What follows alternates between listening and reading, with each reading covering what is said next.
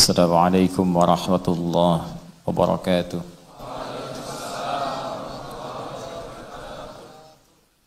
Alhamdulillah, wassalatu wassalamu ala rasulillah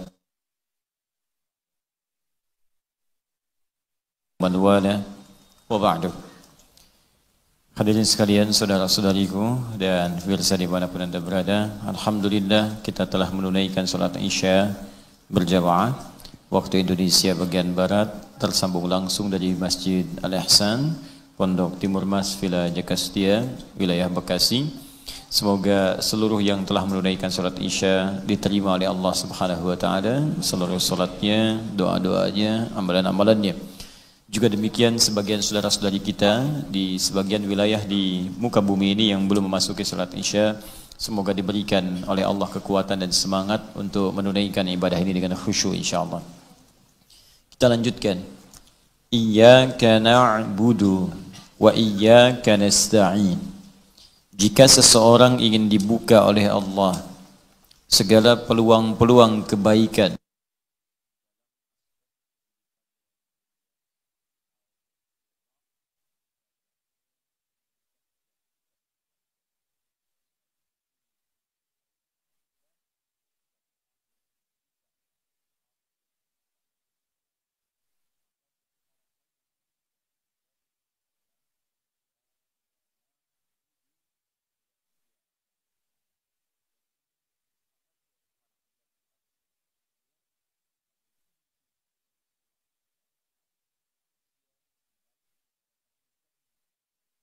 dan pintu-pintu kebaikan.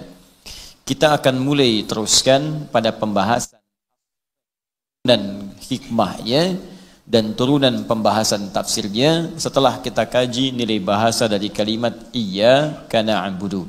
Di pertemuan yang lalu kita telah bahas kalimat na'budu dengan makna ibadah, yaitu al-khudu', ada kepatuhan, ketundukan dan makna-makna lain yang telah kita uraikan. Sekarang kita akan sambungkan dengan kalimat iyyaka na'budu, seperti apa maknanya, yang dengan itu akan membuka peluang pintu kebaikan yang kita harapkan. Saya coba tuliskan sejenak kalimat dimaksud. Bismillahirrahmanirrahim. Kalau sebagian sisi dari tempat ta'lim ini tak nampak terlihat, baik yang di ruangan ataupun yang di luar, juga ada layar insyaallah bisa tampak, nanti bisa direview ya, Anda bisa lihat nanti di akun official, lihat kembali atau buka mushafnya sehingga di mushaf itu terlihat nampak jelas tulisannya. Paham ya? Baik, saya tuliskan. Ini kelihatan? Belum ya? Jadi saya tulis dulu Bu, baru Ibu bisa lihat ya. Bismillah. Nah ini papan tulisnya seperti iman. Ya, kadang bergoyang, kadang kuat, kadang tidak ya. Kalau sedang kuat kokoh tulisannya, kalau sedang goyang ya lemah kemudian kita ibadahnya. Oh ya betul. Ya, saya besarkan supaya nampak jelas terlihat. Ya, iya ya. Ya, iyyaka. Iyyaka kemudian na'budu. Nah, ya. Iyyaka na'budu. Baik. Sekarang perhatikan sebentar, saya berikan dasar ilmunya dulu. Ini kalimat disebut kalimat balaghah namanya. Tingkat tinggi. Kalau kalimat standar bahasa manusia biasa, dia akan berkata begini, na'budu iyyaka. Itu kalimat manusia biasa. Jadi kalau kita belajar bahasa Arab sampai ke tahap ilmunya, ketika menemukan kalimat ini, iyyaka na'budu, orang Arab pasti sepakat, ini bukan kalimat manusia nih. Ini bukan kalimat manusia. Karena mustahil ada manusia mengucapkan kalimat ini. Ini pasti ya sebuah firman bukan bersumber dari manusia, tapi bersumber dari Rabbul Izzah, pencipta makhluk di alam semesta ini. Ya, karena kalimatnya berbeda dengan susunan kalimat manusia biasa. Nanti kalau Anda biasa baca Al-Quran, apalagi belajar dengan ilmunya, bahkan jangankan bahasa Arab, ilmu mantik saja, ilmu logika, Anda akan langsung simpulkan, ini bukan karya manusia. Dan ini bukan makhluk, ini pasti firman Allah yang beda dengan bahasa makhluk. Gini, apa lawan dari kata hidup? Apa lawan dari kata senang? Baik. Senang lawannya apa? Sedih. Apa lawan dari kata kaya? Miskin. Nah, manusia, ya manusia. Baik. Apa lawan dari kata tambah? Kurang. Itu manusia. Sekarang Quran surah ke-14 ayat 7. La in syakartum la azidannakum. Kalau kalian bersyukur, aku akan tambah nikmat untuk kalian, tambah. Wala in kafartum, tapi kalau kalian enggak syukur, ingkar. Lawan dari tambah apa? Kurang kan? Kalau bahasa manusia, aku akan kurangi. Tapi karena Allah yang firmankan, bukan dikurangi, karena sifat Allah enggak pernah mengurangi nikmat. Sifat Allah tidak akan pernah mengurangi nikmat sebagai seorang hamba. Kalau sudah diberikan, sempurna diberikan takarannya. Walladzi qaddara fahada. Dia akan menentukan berapa nikmat bagi seorang hamba, diberikan petunjuk bagaimana menggunakan nikmat itu. Tapi kalau petunjuknya nggak dipakai, kata Allah nih, saya berikan harta, pakai untuk cari surga. Sebagian pakai untuk nafkah, kehidupan keluarga, sebagian rencanakan untuk masa depan, sebagian gunakan untuk cari akhirat, gunakan infak, sedekah dan sebagainya. Kalau Anda keluar dari garis itu, inna azabi lasyadid, saya ancam kamu dengan hukuman. Ya, itu kalimat Tuhan, kalimat Allah. Nah, walladzi adhaka wa abka. Dialah Allah yang menjadikan manusia tertawa kemudian menangis. Lawan dari tertawa, menangis. Amata wa ahya wa annahu huwa amata wa ahya. Dialah Allah yang menjadikan manusia itu wafat dan hidup. Ya, hidup lawannya wafat. Tapi ketika Allah berkata, perhatikan kalimatnya, wa annahu huwa aghna wa aqna. Dan dialah Allah yang menjadikan manusia kaya dan cukup. Padahal bahasa manusia kaya dan miskin. Tapi ketika Allah berfirman kaya dan cukup, karena nggak ada Allah punya keinginan membuat hambanya miskin, nggak ada. Yang ada cukup, Pak. Miskin itu ketika seorang hamba nggak pernah merasa cukup, maka miskin dia. Orang miskin itu bukan orang nggak punya. Orang miskin itu orang yang ketika diberi nggak pernah merasa cukup. Tabungan ratusan miliar, aset banyak, rumah mewah, mobil melimpah, masih korupsi. Itu orang miskin tuh, karena nggak pernah merasa cukup. Ya, yang nggak punya mobil saja bisa ke masjid. Yang dikasih sepeda, kasih mobil, kasih motor, masih belum cukup juga itu semua mengantarkan dia ke masjid. Miskin orang itu. Miskin. Jadi jangan bangga kalau harta Anda banyak, rumah Anda mewah, tapi itu belum mengantarkan Anda untuk ibadah. Berarti Anda masih miskin. Karena Anda belum merasa cukup mendapatkan wasilah untuk mengantarkan ibadah. Harusnya berpikirnya itu lebih dalam lagi. Ini orang banyak banget yang kaya ya, nggak punya sepeda, masih ke masjid, kaya. Artinya dia nggak butuh sepeda, dia nggak butuh motor, dirinya aja udah cukup mengantarkan dia ke masjid. Ini orang miskin banyak, nggak punya pesawat, belum ke masjid juga. Mau pakai apa? Ada cara berpikir pakai iman tuh begitu. Nah sekarang ini kalimat, kalau kalimatnya kalimat manusia, na'budu iyyak, itu standar. Kami akan menyembahmu. Ya, tapi ketika ini berubah kalimatnya dengan firman bahasa Allah Subhanahu wa taala. Perhatikan kalimatnya. Iyyaka na'budu. Dalam bahasa ilmu balaghah disebut taqdim wa ta'khir. Ada yang diawalkan, ada yang diakhirkan. Lebih spesifik lagi, ketika kita ingin mengkhususkan sesuatu dan mengawalkannya, mengedepankan sesuatu yang spesifik, maka berubah ilmunya dalam balaghah disebut dengan al-ikhtisas. Hukum ikhtisas namanya. Saya berikan dulu ilmunya supaya paham. Saya tidak ingin Anda menghafal. Kalau menghafal mudah. Jangankan Anda, anak kecil 3 tahun, ajarkan iyyaka na'budu wa iyyaka nasta'in. Hafal. 4 tahun hafal Quran. Ya, jangankan menghafal, maaf, untuk mengulang kalimat mudah. Jangankan manusia, beo Anda ajarin iyyaka na'budu wa iyyaka nasta'in. Diulang sama dia. Iyyaka na'budu wa iyyaka nasta'in, iyyaka na'budu wa iyyaka nasta'in. Tuh. Jadi kalau cuma ada yang bisa bacain 17 kali sehari dan nggak paham artinya, nggak bisa mengamalkan, kalah sama beo dia. Paham? Ya. Halo? Ya, ingat, coba bedakan antara manusia dengan kalau beo cuma diulang-ulang, ya kana na'budu, ya kana nasta'in, ya kana na'budu, ya kana nasta'in, kita tidak baca dengan ilmunya untuk menunjukkan bahwa anugerah ayat itu diberikan untuk mendapatkan keistimewaannya. Nah, ini rumus pertama, yang ini disebut ikhtisas namanya, al-ikhtisas. Awas, ini penting saya ajarkan ilmu ini supaya kita paham cara bacanya bagaimana. Ikhtisas. Ikhtisas itu hanya mengkhususkan satu hal pada satu objek saja dan tidak memberikan peluang pada yang lainnya. Hanya mengkhususkan satu hal pada satu objek saja, ini saja, yang lain tidak. Jelas ya?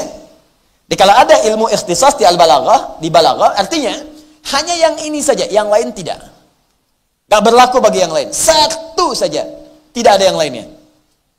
Nah, jadi ketika Anda mengatakan iyyaka, didahulukan iyyakanya sebelum na'budu, perhatikan, seakan-akan Anda ingin mengatakan saya khususkan seluruh ibadah saya.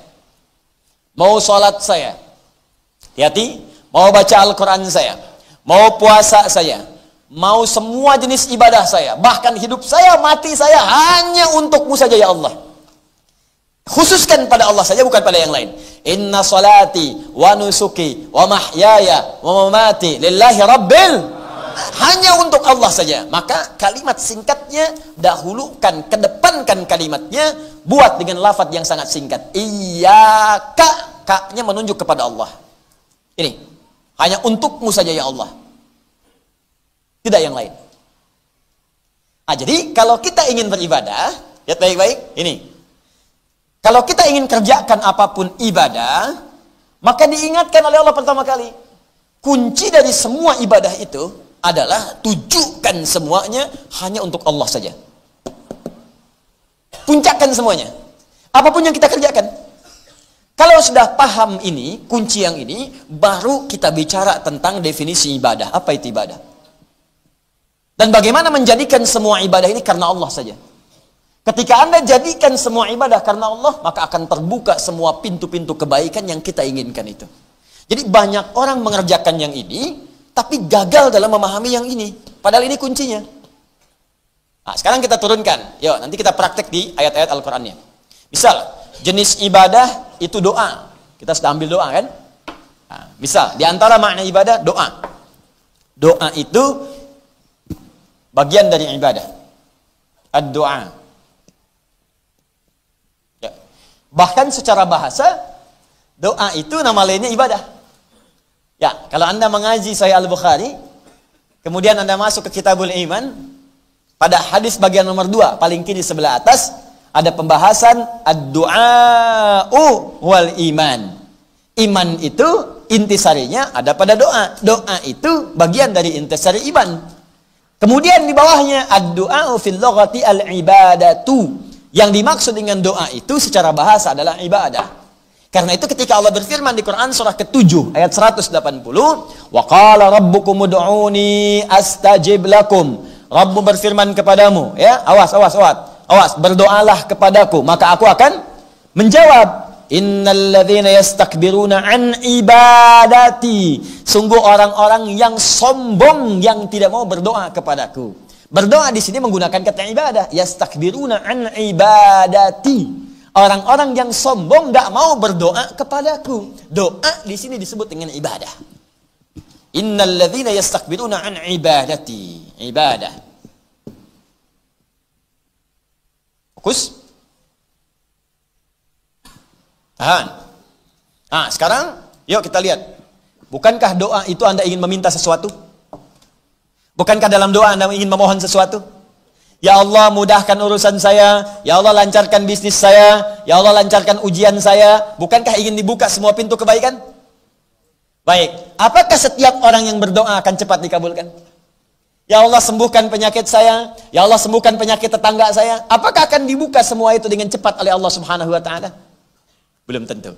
Kunci pertama, jika doa Anda ingin segera dijawab oleh Allah Subhanahu wa taala, maka yang pertama, jadikan doa itu bagian dari ibadah kita kepada Allah Subhanahu wa taala.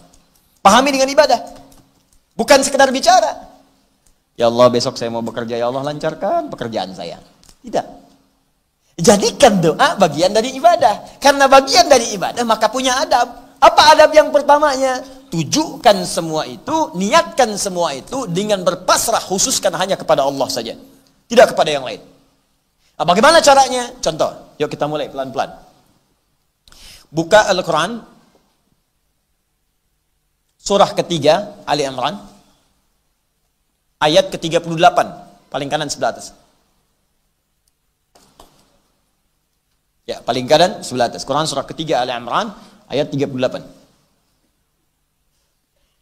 Alhamdulillah. Hunalika da'a Zakaria rabbah. Qala rabbi habli min ladunka dzurriyyatan thayyibah. Innaka sami'ud du'a. Perhatikan, kita akan praktek hukum ikhtisas di sini.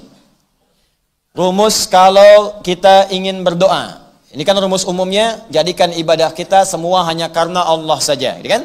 Jadikan ibadah kita semua hanya karena Allah saja. Kalau kita lakukan semua ibadah karena Allah, maka Allah akan cepat memberikan apa yang ingin kita harapkan.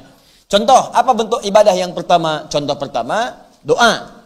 Ya, doa adalah bagian dari ibadah. Dalilnya tadi, firman Allah, "Wa qala rabbukum ud'uni astajib lakum. Innal ladzina yastakbiruna an ibadati." Ya, Allah berfirman, "Hei, ayo berdoa kepada saya, aku akan jawab." Di setiap kita berdoa, Allah pasti jawab.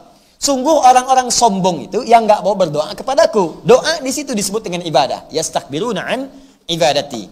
Nah sekarang fokus baik-baik. Ya Allah, saya ingin berdoa kepadamu. Ingin ibadah. Masuk dalam kategori na'budu. Bagaimana cara memohonnya supaya apa yang kita mohonkan itu cepat dikabulkan? Maka rumus Al-Fatihahnya, jadikan doa itu dengan sifat ikhtisas. Bagaimana praktek ikhtisas itu? Cari kalimat-kalimat, cari kemas kalimat-kalimat, kata-kata yang menunjukkan di untayan kalimat itu semua permohonan tujuannya ke Allah saja, bukan kepada yang lain. Apa contohnya? Kita ambil Al-Quran surah ketiga ayat 38. Di sini kisah Nabi Zakaria alaihissalam. Bagi yang kisahnya serupa, silahkan amalkan. Boleh jadi ditampilkan dalam Al-Quran sebagai bimbingan kepada kita. Kalau punya situasi serupa, jangan cari doa yang lain, pakai doa yang ini. Yang sama persis dikisahkan di situ. Nanti ada doa orang sakit, doa pengen sukses dalam bisnis ada, doa untuk keturunan ada. Nah, sekarang kita lihat ya. Nabi Zakaria, saya sedikit pelankan. Beliau itu diuji oleh Allah sebagaimana banyak kita ketahui dengan sudah berumah tangga cukup lama, diberikan gambaran di surah Maryam surah 19 dari ayat kedua khususnya sampai ayat 9 itu dengan kondisi fisik yang sudah melemah. Ya, kemudian rambutnya sudah memutih. Ya, kemudian fisiknya sudah letih. Wasta'ala ra'su syaiba. Ya, wasta'ala ra'su syaiba. Ya, ya Allah, ini fisik saya sudah letih, rambutnya sudah memutih. Walam akum bidu'aika rabbi syaqiyya. Ini dalilnya. Kaf ha ya ain sad. Dzikru rahmati rabbika 'abdahu Zakaria. Kata Allah, "Hei kalian semua, ingat baik-baik, perhatikan ayat ini, perhatikan surat ini. Aku akan sebutkan kepada kalian sebagian dari rahmatku kepada hambaku." Namanya Zakaria. Idnada rabbahu, ketika ia bermohon berdoa kepadaku, kepada Allah, kepada Rabbnya. Ya, Rabbi anni massaniya idnada rabbahu anni, ketika ia bermohon kepada Rabbnya, perhatikan kalimatnya. Ya Allah, aku sudah letih. Fisikku letih. Rambutku sudah memutih. Apa kaitan dengan dalil doanya? Walam akum bidu'aika rabbi syaqiyya. Tapi dalam keadaan fisikku letih, rambutku sudah memutih, aku tak putus asa dalam berdoa kepadamu. Doa. Ini. Bagian dari ibadah. Tahan.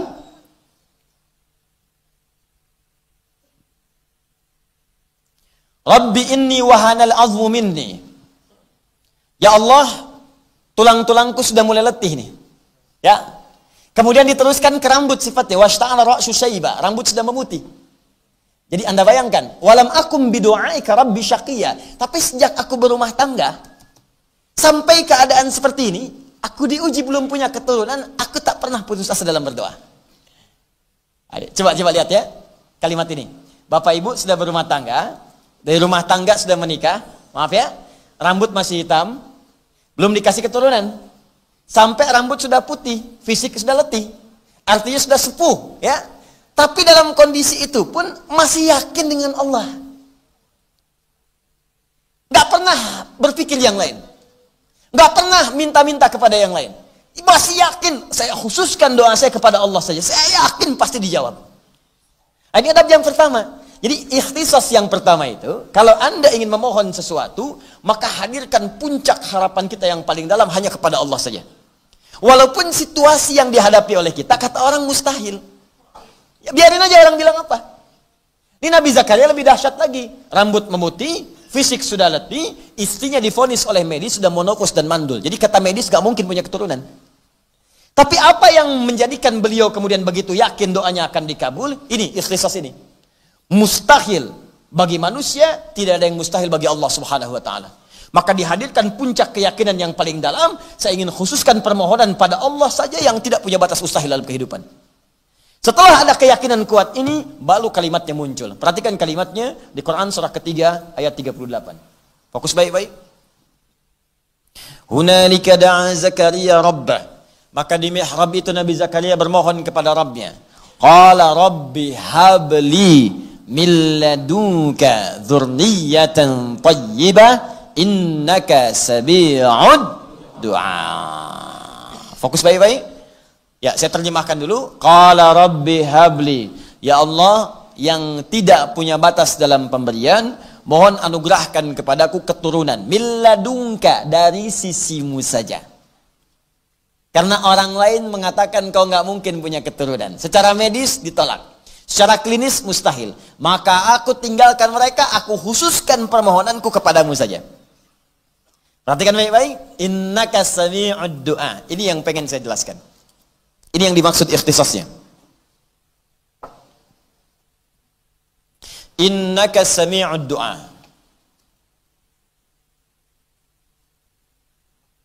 Innaka sami'ud du'a. Napa ini Pak Bu ya? Saya kotakin ya. Innaka sami'ud du'a. Perhatikan bagaimana cara menerjemahkan kalimat ini dengan kalimat yang sangat indah.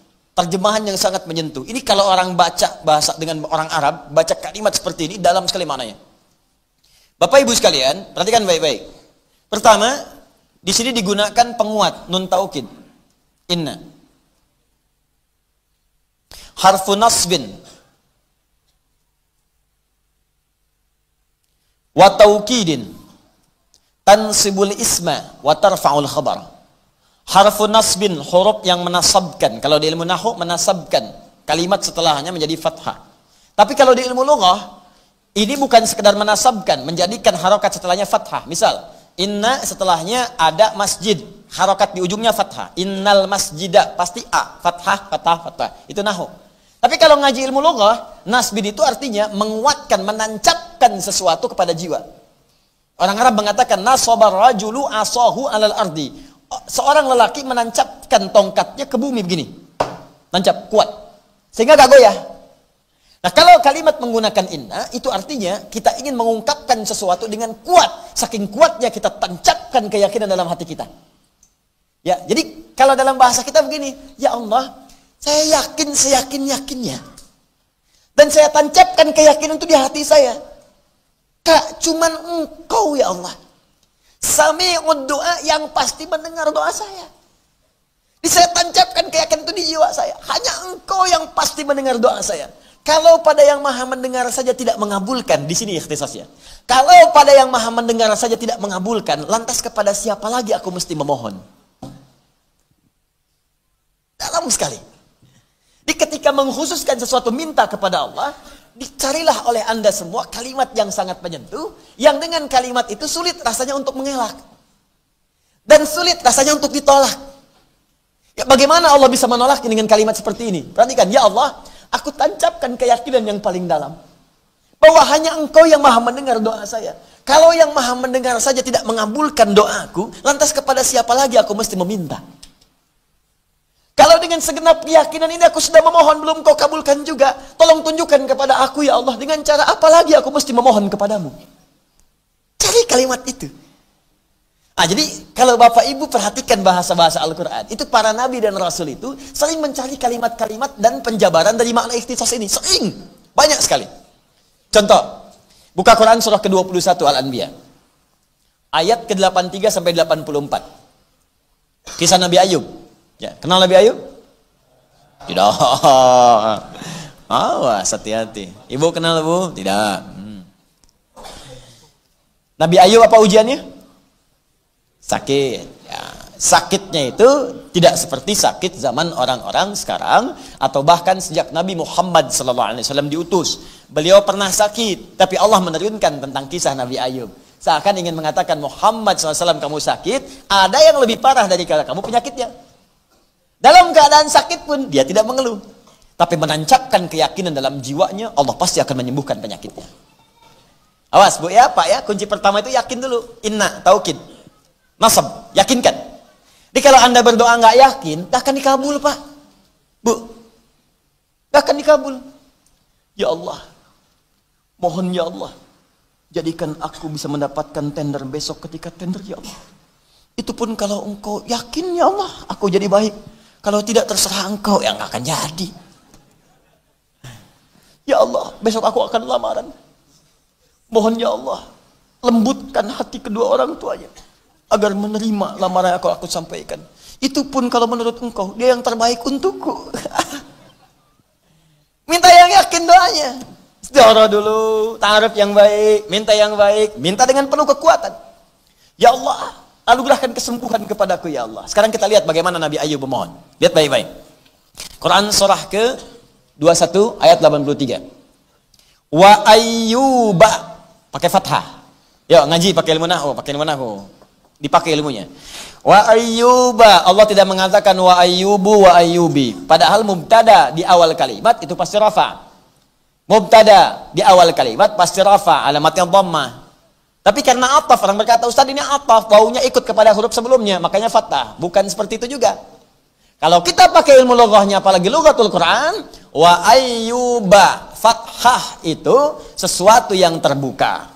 Kalau ada informasi dibuka oleh Allah menggunakan fathah, maka cara menerjemahkannya adalah wa ayyuba, dan sekarang aku akan buka kisah Ayub alaihi salam. Saat aku uji dia dengan penyakit yang paling berat yang pernah dirasakan olehnya, tak pernah dialami oleh orang sebelumnya, tak akan dirasakan oleh orang setelahnya. Nah, sekarang perhatikan baik-baik. Iznada rabbahu, ketika beliau saat sakit itu tidak putus asa berdoa kepada Allah Rabbnya. Doa sakit nih Bu, Pak. Awas, hati-hati, fokus. Anni massaniyad-durru wa anta arhamur rahimin. Ya Allah, penyakit itu telah mulai melukaiku, maksudnya mengganggu aku untuk memaksimalkan ibadah kepadamu. Oh, indah. Nih kaidah yang ketiga. Satu, yakin. Ingat kan? Sudah tadi ya? Kalau berdoa mesti yakin. Dua, cari kalimat yang indah, yang menyentuh, yang seakan-akan kalau disampaikan gak ada peluang untuk ditolak. Yang ketiga, lihat sini. Niatkan apa yang kita mohonkan untuk menguatkan ibadah kita kepada Allah. Kaidah ketiga. Niatkan apa yang kita mohonkan untuk menguatkan ibadah kita kepada Allah. Maka ini akan cepat dijawab. Perhatikan kata Nabi Ayub. Rabbi, awas, idnada rabbahu anni massaniyad-durru wa anta arhamur rahimin. Ya Allah, penyakit ini sudah mengganggu saya untuk bisa beribadah dengan sempurna kepadamu. Ini Nabi Ayub itu ketika diuji dengan penyakit, ada yang mengatakan 20 tahun. Ada yang mengatakan lebih dari itu. Ada yang mengatakan 17 tahun. Istrinya berkata, Papa itu kan Nabi. Papa itu Rasul. Minta sama Allah supaya disembuhkan. Ditanya sama Ayub pada istrinya. Kata Nabi Ayub, berapa lama kita kaya? 20 tahun. Berapa lama kita kemudian bahagia? 20 tahun. Berapa lama kita sehat? 20 tahun kurang lebih. Sekarang berapa lama saya diuji dengan penyakit ini? 7 tahun. Ada jawaban 5 tahun.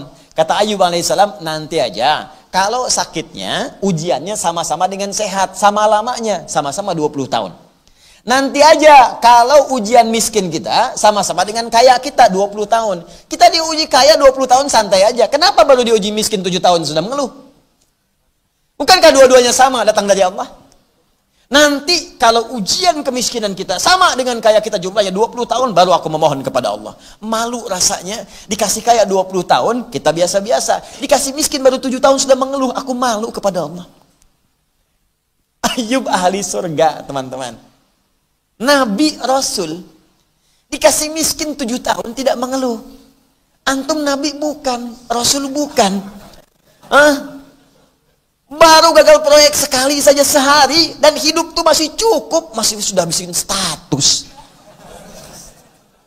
apakah engkau sudah tidak menyayangiku lagi ya Allah? Wah.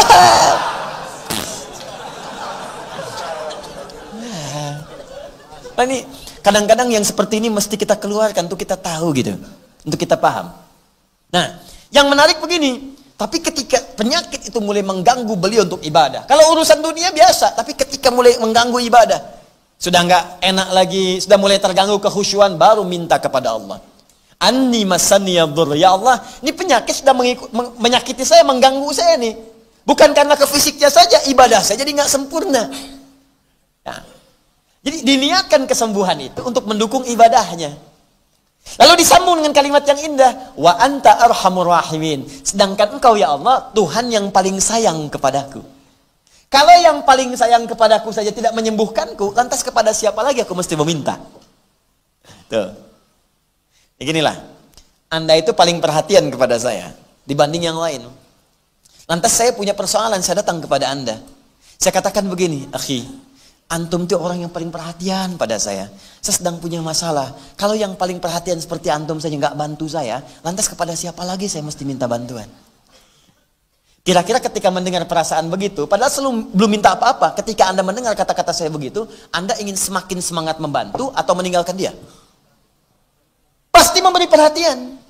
Apalagi Allah yang maha memperhatikan.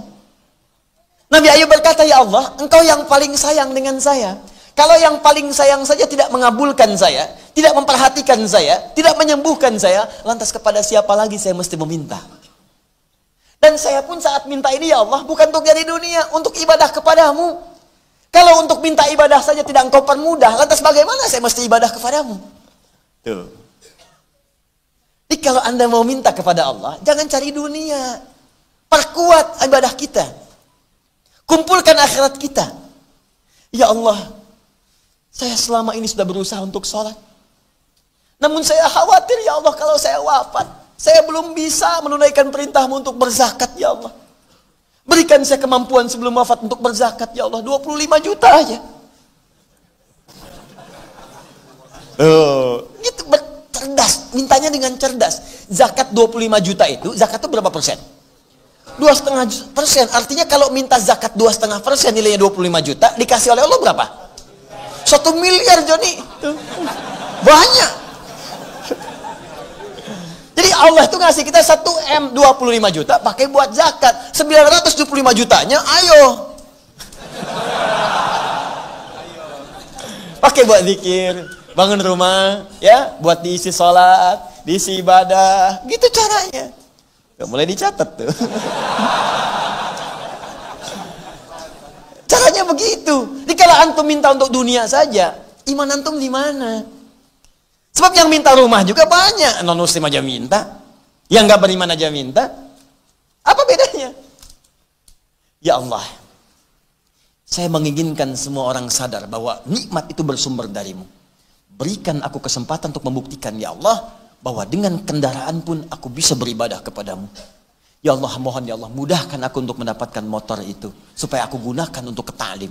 Aku gunakan untuk sholat subuh. Itu. Besoknya dikirim NMAX. Pakai itu. Gak nanggung. Kadang-kadang ada yang minta motor dikasih mobil, ada. Ya, ada yang minta mobil kasih sepeda, ada. Itu lebih banyak. Lebih banyak. Ah, jadi yang pertama, ikhtisas ini ada 3 ya. Pertama, niatkan dengan utuh. Tujukan hanya untuk Allah saja. Yakin. Yakin dulu. Jadi kalau keyakinan gak ada, susah. Ah, yang kedua, cari kalimat-kalimat yang menyentuh, yang lembut. Ya. Sama Nabi Isa kan begitu juga ketika umatnya salah kan. Ya Allah, ya Allah, jika engkau ingin menghukum mereka, in tu'adzibhum fa innahum ibaduk. Kalau engkau ingin hukum mereka karena salah, mereka hambamu ya Allah. Tapi kalau engkau ampuni mereka ya Allah, maka engkaulah memang yang maha penyayang dalam kehidupan ini. Kalau engkau mau hukum mereka ya Allah, itu hambamu. Gini nih cara nariknya supaya gampang dipahaminya. Ibu bapak punya anak, nakal banget. Ya, sampai merusak nama baik dan sebagainya. Bapak marah. Tiba-tiba mau mukul, begitu mau mukul, datang ustadz mengatakan, Pak, seburuk-buruknya itu anak, ketika bapak mau mukul, itu kan anak bapak juga. Bukankah bapak yang meminta kepada Allah supaya dia lahir? Bukankah bapak yang menyayang-nyayangnya dari sejak kecil? Bukankah bapak yang menggendong-gendongnya dan menghalangi setiap orang yang ingin menyakitinya? Apakah apa yang bapak kerjakan selama puluhan tahun ini hanya bapak gunakan untuk memukulnya? Apakah tangan yang pernah membelainya itu akan anda gunakan untuk memukulnya? Pak, seburuk-buruknya anak itu anak bapak juga. Apakah anda kemudian akan memukulnya? Nah, jangan nakal ya. Gak jadi mukul pak. Ah, ini pukulannya. Ya, papa takut ketika tangan itu mulai mengenai pipimu, papa akan ditanya oleh Allah Subhanahu wa taala, kenapa engkau lukai titipan yang aku telah titipkan kepadamu? Maka kalau papa nggak pukul kamu hari ini, itu artinya doa papa supaya kamu bisa memudahkan hisab papa di akhirat nanti. Jangan lakukan lagi ya. Bantu papa, nggak minta apapun. Papa cuma pengen ketika menghadap Allah dipermudah hisab kita di hadapan Allah Subhanahu wa taala. Demi Allah dia berubah, Pak. Daripada kita keluarkan kata-kata yang tidak berkenan. Ngapain kamu ke sini? Oh, bukan anak saya. Lantas anak siapa? Paham ya? Nah, ini sekarang Nabi Isa minta kepada Allah, umatnya luar biasa ini. Perilakunya udah wah. Susah lah. Kalau dalam bahasa Spanyol itu baragajul. Susah diatur. Ini nggak bisa diatur lagi. Tapi kata Nabi Isa apa? Ya Allah, intu adzibhum, kalaupun kau mau azab dia, fa innahum ibaduk, mereka itu hambamu ya Allah. Engkau yang ciptakan. Apakah engkau menciptakan seorang hamba hanya untuk diazab? Tuh. Indah kan kalimatnya? Tapi kalau engkau ampuni mereka ya Allah, karena memang engkau punya sifat penyayang, maka hamba mohon, kalau kalimat bebas itu begini, ya Allah, hamba mohon ya Allah, anugerahkan sifat sayangmu kepada mereka sebelum engkau keluarkan azabmu untuk mereka. Kalau sayang sudah turun, azab gak mungkin keluar. Paham? Karena rahmat Allah itu kalau sudah turun, maka akan mengalahkan azabnya. Jadi kalau rahmat Allah sudah turun, azabnya gak akan muncul, sudah ditutup. Itu kalimat yang indah. Makanya kalau mau minta sama Allah, cari kata-kata yang menyentuh, dua. Yang ketiga, niatkan tadi untuk ibadah. Jelas ya? Kalau anda niatkan semua pekerjaan untuk ibadah, doa untuk ibadah, minta saat sakit, minta sembuhnya untuk ibadah. Minta sembuh untuk ibadah. Ya Allah, hamba mohon. Orang mengatakan hamba gak akan pernah sembuh. Orang mengatakan ginjal hamba tinggal sebelah. Orang mengatakan penyakit hamba mustahil sembuh. Ya Allah, saya ingin tunjukkan kepada mereka bahwa ada engkau yang tidak punya batas dalam menyembuhkan hambamu. Ya Allah, berikan hamba kesempatan untuk membuktikan kuasamu ya Allah, bahwa dengan sembuhnya hamba akan tunjukkan kepada mereka bagaimana nikmatnya ibadah di masjid. Bagaimana nikmatnya menghafal Al-Quran ya Allah. Dan hamba ingin wafat dalam keadaan beribadah kepadamu untuk menunjukkan kepada mereka betapa kuasanya engkau kepada setiap hal yang engkau kehendaki. Minta. Kalau cuma ya Allah sembuhkan saya, jangankan anda, beo pun kalau dilatih bisa. Bisa. Coba. Ya, ada jemaah haji itu udah divonis secara medis. Ini susah pak, tinggal ngitung waktu aja. Ngitung waktu. Enak banget. Waduh, kayak penjaga kematian aja gitu kan. Ngitung waktu. Ya, teman-teman dokternya mengatakan, udah pak, tapi saya mau haji. Bapak kondisi begini. Ikhtiar. Ya udah, sekalian gak usah persiapkan apa-apa. Ini ihram saya, kain kafan saya. Ini kisah nyata teman-teman. Ini kain kafan saya katanya, saya bawa. Jika Allah berkehendak saya wafat saya di sana. Jika tidak, saya akan kembali. Kata dokternya, ya Pak, ini sih secara medis paling lama ya sepekan 2 pekan. Berangkat ke sana. Alhamdulillah. Haji Indonesia kan tamattu dulu. Jemaah kita kan, tamattu itu umrah dulu baru haji. Jadi ada 3 jenis. Ya, ada ifrad, haji saja tanpa umrah. Ada qiran, ya haji dulu baru umrah. Ada tamattu, umrah dulu baru haji. Nah, ke sana itu tamattu dulu, umrah dulu. Tawaf dulu. Tawaf. Muntah.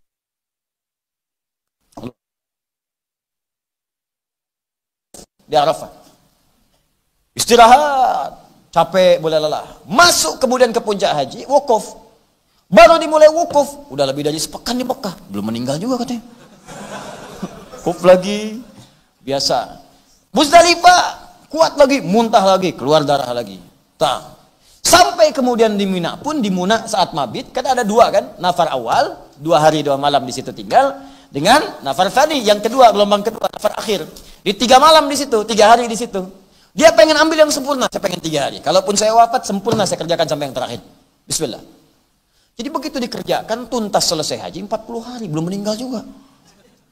Dokter bilang saya meninggal, tapi perasaan saya lebih enak. Pulanglah kemudian ke Indonesia dalam keadaan selamat, sentosa, sejahtera. Sampai di rumah, dicek di medis, sembuh penyakitnya Pak. Sembuh. Pekan depannya, dokter yang vonis tadi, dia yang meninggal. Di kisah nyata. Orang tadi udah jogging ke alun-alun, udah putar-putar. Dokter yang vonis, kayaknya tinggal ngitung hari Pak, dia yang meninggal. Saya bayangin malaikat Israel kayaknya senyum-senyum aja, ente duluan. Gitu. Makanya saya sering katakan, kematian itu bukan ukuran kita. Tugas kita itu cuma ibadah. Sampai waktu itu tiba. Makanya kalau pengen semangat ibadah, bayangkan setiap hidup, mungkin hari ini saya wafat, mungkin hari ini saya wafat. Makanya tambah semangat ibadahnya. Itu. Dan maksiat akan ditinggalkan. Sebab ketika terfikir berbuat maksiat, membayangkan wafat gak akan jadi. Mau minum, minuman haram, bagaimana kalau saat minum ini wafat?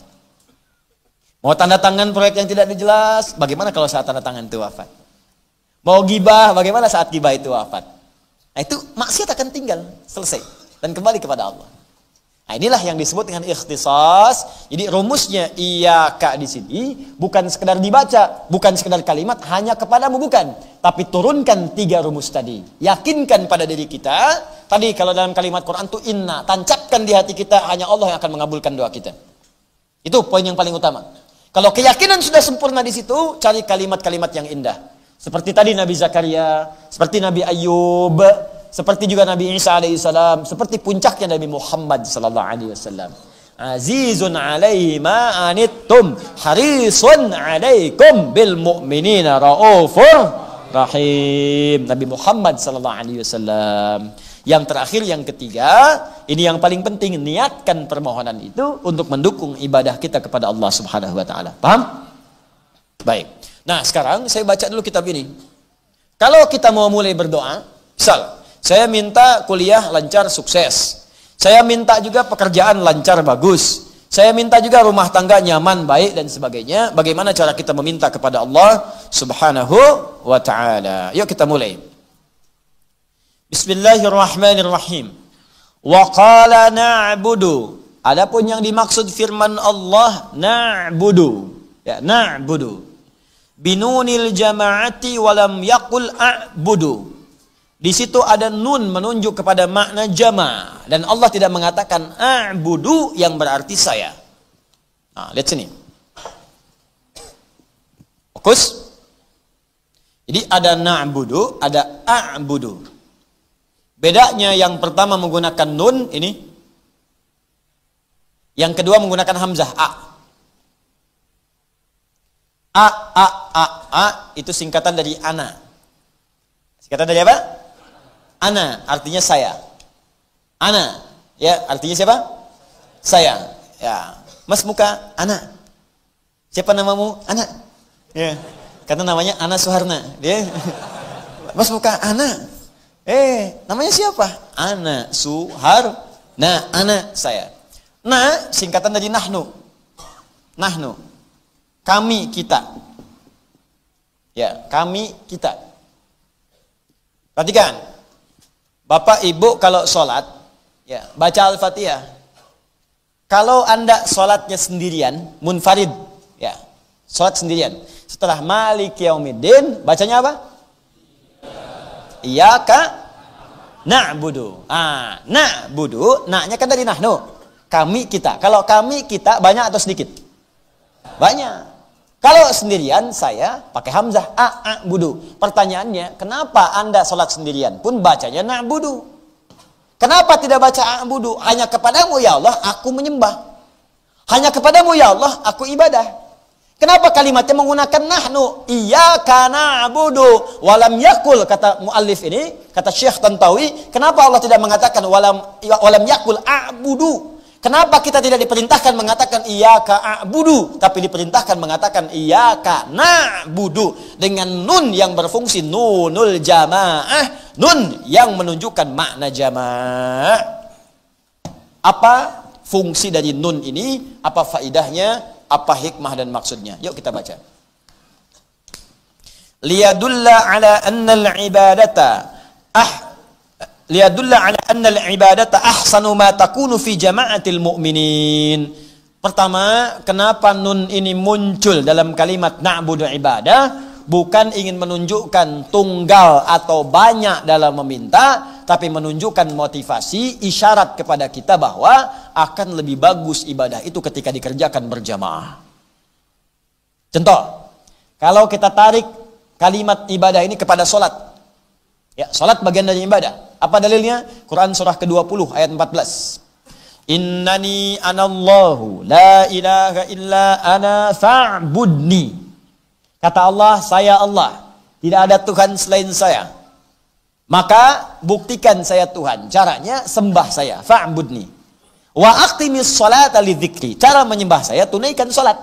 Di sholat itu bagian dari ibadah. Saat kita sholat, kita sedang menyembah Allah. Nah, kenapa saat sholat kita mengucapkan na'budu, tidak mengucapkan a'budu? Ada pelajaran di huruf nun itu bahwa ketika Anda mengerjakan sholat, maka ibadah itu akan terasa nyaman, terasa enak, terasa termotivasi kalau dikerjakan berjamaah dibandingkan sendirian. Maka nun di sini bukan ingin menunjukkan saya atau banyak. Ketika kita mengatakan kami menyembah, bukan kami di situ menunjukkan saya jadi banyak, bukan. Maksudnya nun di sini memberikan keterangan kepada kita untuk motivasi, dorongan, isyarat supaya kalau ingin ibadah, usahakan beribadah dengan berjamaah. Maka ketika Anda berjamaah, ibadah itu akan terasa lebih ringan ditunaikan. Satu. Kedua, akan menambah kehusyuan dan mengabaikan lupa saat menunaikannya dibandingkan sendirian. Contoh, kenapa puasa Ramadan lebih ringan dikerjakan daripada puasa sunnah? Nah, karena semua orang Islam puasa. Semua mengerjakan bareng-bareng. Karena semua puasa, terasa ringan mengerjakannya. Bahkan yang nggak pernah puasa pun tiba-tiba nyampe maghrib, tahan. Walaupun tiap jam nanya. Udah. Tiap jam nanya. Yang paling hebat, belum mulai subuh aja, udah nanya buka. Baru sahur tuh, subuhnya belum mulai, puasa belum dimulai. Maghrib hari ini jam berapa? Maghrib. Padahal subuh aja belum. Anda bayangin, ada yang begitu. Ya, makanya kan dalam setiap iklan-iklan di TV itu kan ada puasa 20 hari lagi, lebaran sepekan lagi, lebaran 3 hari lagi. Sebetulnya iklan itu iklan menunjukkan bahwa imannya belum maksimal. Puasa belum tuntas dan nunggu lebaran. Ya. Ya, ini pelajaran saja gitu kan, bukan ingin menunjukkan iklan atau bukan, tapi ingin menunjukkan dalam pandangan nilai-nilai fikih ada sesuatu yang harus disempurnakan di situ. Jelas ya? Abis ini pasti iklan itu hilang tuh. Nah, dibalik ke sini. Nah, jadi ini menarik. Jadi orang yang nggak biasa puasa pun bisa tahan. Bisa tahan. Bahkan tatkala dia nggak tahan pun dia coba sendiri-sendiri. Minggir dulu dari orang, gitu kan? Ya, pura-pura dulu masuk kamar, gitu kan? Tuh, saya mau wudu lagi, wudu lagi tuh. Padahal kumur-kumur pakai sirup, gitu kan? Coba. Ya. Ya, tapi dia coba tunaikan dan dia malah nggak enak kalau buka. Dia coba lagi, ya. Saya 3-4 tahun lalu lah ada kawan saya cerita tuh dari satu daerah. Preman nggak biasa puasa, Ramadan puasa, tobat puasa dia. Nah, dan dia coba tahan itu, bisa enak puasanya karena orang lain pun semua puasa. Siang-siang ya dia jalan kan, ada warung buka tuh. Warung buka, jiwa premannya muncul kan, langsung datang gebrak meja. Woi, katanya, siang-siang buka, hargain orang puasa. Kaget yang punya warung tuh. Wih, tumben begini. Tumben. Kalau mau buka ya tutup pakai tirai katanya kan, tutup dia pakai tirai kan. Nah, begitu dong, bagus katanya. Dia keluar dari tirai itu, lihat kanan kiri, masuk lagi. Es teh manis 1 pak. Es teh manis.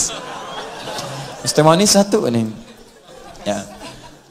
Sedangkan puasa sunnah itu nggak mudah dikerjakannya, nggak mudah. Karena begitu Anda mau puasa, yang lain makan, kan? Akhirnya kan pakai jurus undangan, ya. Jurus undangan kan kalau diundang boleh buka, ya. Pahalanya kan ada. Makanya orang mau puasa sunnah itu disamain sama puasa undangan. Jadi begitu undangan kan buka langsung, ya. Baik. Atau tanya hari ini ada berjamaah nggak?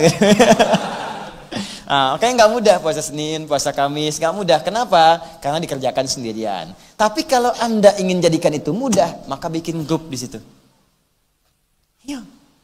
Makanya persaudarakan. Ini kan boleh jadi yang datang ke sini itu dari daerah yang sama. Ya. Ada yang dari BSD, Tangerang, bareng-bareng. Daripada 1-2 orang sama-sama berangkat. Kenalan di sini, mungkin satu daerah yang sama. Besok-besok pesan mobil yang sama berangkat, ya kan? Ada yang BSD Bekasi gini, Tambun, Bekasi sonoan dikit ya. Tambun. Ya, penuh dengan harapan kan? Ya. Pelita Harapan, Duta Harapan, sampai ujung Harapan paling jauh sana. Harapan Indah kan, sampai ujung sana. Mungkin dari sana sama-sama, kompak bareng-bareng. Habis itu, praktekkan untuk taklimnya. Bikin grup, tahajud sama-sama. Malam disetting alarm. Bangunin yang lain. Akhi, ayo yuk kita siapkan jadi ahli surga. Kontak yang lain. Muncul tahajud call. Siapkan cita-cita. Satu kelompok itu pengen menghafal Quran. Sebulan target 1 juz dalam sebulan misal. Targetkan, bareng-bareng, saling ingatkan. Akhir antum sampai mana? Antum sampai mana? Ketemuan yuk di Masjid Anu, kita mau rajaah. Ayo, berangkat. Ya, mulai untuk sedekah. Akhi, kita target yuk. Ukhti target yuk. Bulan ini kita sedekah. Ayo saling support, share dan seterusnya. Sedekah bareng-bareng. Besok kita puasa yuk. Ayo, entar dulu. Besok hari apa? Jumat? Oh enggak, Senin. Nah, Senin puasa bareng-bareng. Karena kalau udah kompak begitu ringan, enak. Dan yang satu pun triggernya muncul. Jadi kalau dia nggak puasa, nggak enak juga. Asalnya begitu. Lama-lama jadi kebiasaan. Lama-lama kebiasaan. Jadi enak. Kepake. Itu caranya. Jadi kalau kita ingin mudah, maka kerjakan ibadah dengan berjamaah. Ini yang dimaksud nun di sini. Ya, iyyaka na'budu. Bahkan dalam ibadah pun, salaupun kita ingin kerjakan dalam hal berjamaah. Yang kedua, ibadah berjamaah itu bisa menjaga kekhusyuan. Dan bisa mencegah dari lupa. Anda sholat sendirian, sholatnya emang subuh cuma 2 rakaat. Ketika Anda lupa jadi 3 rakaat, siapa yang ingatkan? Tapi kalau sholat berjamaah, imam lupa, makmum ingatkan. Ya kan? Begitu mau bangkit lagi, subhanallah, ya kan? Oh, lupa. Diam. Ya kan? Salah bacaan, di belakang diingatkan. Ya. Inna atoina di belakang. Bukan itu maksud saya. Inna fatahna. Udah. Ya, batal berjamaah. Gitu. Jadi enak. Imam ada yang kurang, makmum ingatkan. Kalau makmum lupa pun tersempurnakan gerakan imam. Nggak sedikit Pak, ingat Ibu, nggak sedikit ketika kita sholat atau makmumnya sholat, boleh jadi makmum yang lupa. Ketika imam bangun lagi, ternyata baru 1. Naik lagi, dikira 2. Ada pernah kejadian, imamnya mungkin ingat, makmumnya lupa. Ketika imam ingat, makmum terbawa, tersempurnakan. Imamnya lupa, makmum ingat, maka makmum kemudian menyempurnakan keadaan imam. Disitulah saling mengingatkan. Jelas ya? Baik, yuk baca lagi sebentar. Masih ada waktu? Sebentar lagi ya, sebentar lagi. Bismillah. Kemudian, walil isy'ari bi annal mu'minina al-mukhlasin yakununa fi ittihadihim Allahu akbar. Ini yang paling indah. Wa ikhaihim bihaitsu yaqumu kullu wahidin minhum fil hadits an syu'unihim adh-dhahirah wa ghairi adh-dhahirah maqama jami'ihim. Allahu akbar. Nun ini punya fungsi yang kedua. Selain menggambarkan kita, memotivasi untuk menunaikan ibadah dengan berjamaah supaya ringan dikerjakan, maka nun ini pun memberikan isyarat kepada kita untuk menguatkan persaudaraan. Berjamaah, bersaudara. Jangan hidup sendirian. Makanya katanya di sini disebutkan, bahkan dalam hadis, dalam perkataan pun, doa pun, banyak di Al-Quran menggunakan na. Untuk menunjukkan kepada kita, jangan cuma sendirian yang pengen, yang lain pun mungkin menginginkan hal yang sama. Dan Allah itu maha luas pemberiannya. Allah maha kaya, bukan cuma Anda saja, yang lain pun bisa diberi. Dan jangan sampai punya perasaan, kalau yang lain dapat, Anda akan berkurang. Tidak, Allah itu maha luas nikmatnya. Makanya hampir semua doa dalam Al-Quran, hampir semua. Saya katakan hampir karena ada yang spesifik. Hampir semua doa dalam Al-Quran menggunakan na. Untuk menunjukkan sifat berbagi kita dalam berdoa. Walaupun cuma doa. Nih, doa sapu jagat apa? Nah, Rabbana atina fid dunya wa fil akhirati wa qina adzaban. Rabbana atina fid dunya hasanah. Ya Allah, berikan kepada kami, kami semua yang baik di dunia. Apa cuman Anda aja yang pengen yang baik? Jangankan Anda, istri Anda juga pengen yang baik. Suami ibu pengen yang baik, anak-anak pengen yang baik, tetangga pengen yang baik. Baik bagi Anda belum tentu cocok bagi yang lain, karena itu kalimatnya umum. Karena itu ketika berdoa, mintakan kepada Allah dengan boleh jadi apa yang Anda dapatkan, yang lain pun dapat, walaupun bentuknya bisa berbeda. Ya, sama-sama pengen kendaraan, Allah berikan Anda mobil, dia mungkin motor, karena yang cocok bagi dia motor. Atau sebaliknya, dengan doa Anda itu, kalimat-kalimatnya akan muncul kebaikan pada kita. Rabbana atina fid dunya hasanah, bagi Anda proyek, bagi dia lulus dalam ujian, mungkin. Jangan pelit dalam berdoa lah. Ya, jangan soleh sendirian. Karena yang lain pun pasti menginginkan nilai-nilai kemuliaan. Waqina adzabannar, jauhkan kami dari neraka ya Allah. Yang pengen bebas dari neraka bukan cuma Anda saja, yang lain pun sama. Maka doa akan diadab dalam Quran. Ya ini aduh ya Allah, astagfirullah. Mudah-mudahan dijauhkan dari kita. Ya. Saya sering menyaksikan nih fenomena sekarang ini, kok banyak orang tuh menginginkan orang lain berbuat buruk gitu. Apa Anda pengen orang masuk neraka? Bahkan dalam doa diajarkan, kalau perlu kita punya adab, jangan sampai ada teman kita masuk neraka. Ini mudah sekali berikan vonis pada orang. Ente bid'ah, ente kafir, ente gini. Ini pelaku bid'ah itu sesat itu dekat dengan neraka. Apa Anda pengen orang ke neraka? Sebetulnya yang menyebutkan neraka itu Nabi atau Anda yang pengen dia ke neraka? Pernah ada orang mau ngebom orang tuh. Terus datang ke ahli tafsir, Syekh Sya'rawi namanya. Saya pengen ngebom karena itu tuh, banyak pelaku maksiat di sana. Kata Syekh Sya'rawi, kalau ente ngebom, di sana kemudian meninggal, masuk apa mereka semua? Masuk neraka katanya. Pertanyaan saya, yang pengen mereka masuk neraka, ente atau Nabi? Apakah Nabi pernah menginginkan umat masuk neraka? Tidak katanya. Jadi yang pengen mereka masuk neraka itu ente atau Nabi? Diem orang itu.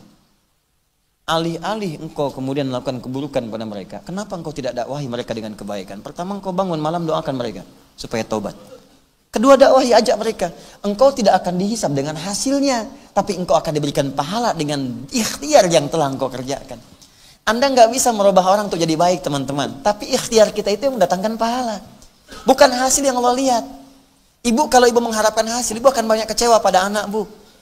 Yang diminta itu ikhtiarnya.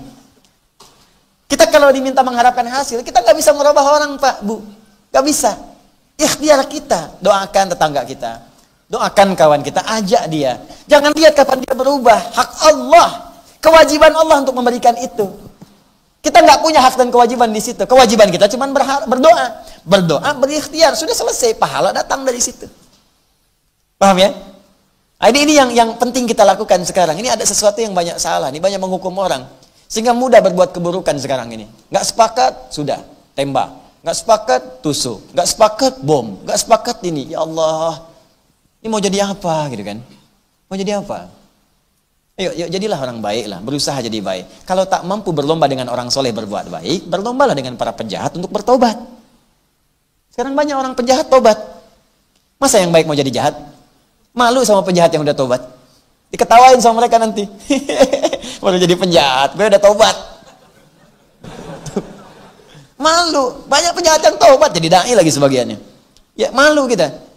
Jundub bin Junabah, pembegal, tobat jadi dai, meriwayatkan hadis. Diketawain nanti. Sekaligus ditangisi. Jelas ya? Kemudian yang terakhir, ini fittihadihim, supaya mereka bersatu. Nah itu, ittihad, bersatu, jangan pecah. Makanya saya sering katakan, Nabi itu mengajak pada persatuan, bukan perpecahan. Ya, menjalin persatuan dan kesatuan.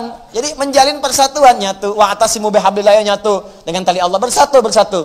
Yang beda-beda itu dipertemukan perbedaannya. Apa perbedaannya? Apakah furu atau usul? Kalau usul dasar, gak boleh beda. Kalau beda, dakwahi supaya sama.